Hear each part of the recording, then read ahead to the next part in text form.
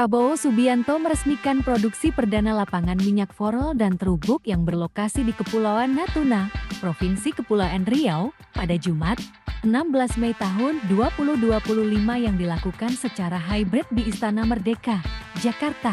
Wakil Menteri Energi dan Sumber Daya Mineral SDM Yuliot dalam keterangannya menyampaikan bahwa proyek dengan total produksi sekitar 20.000 barel per hari tersebut dapat memperkuat ketahanan energi nasional. Selanjutnya, Yuliot menekankan bahwa proyek ini merupakan hasil dari investasi anak bangsa.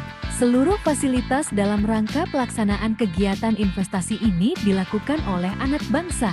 Hampir seluruh komponen TKDN atau 100% TKDN itu berasal dari dalam negeri, jelasnya.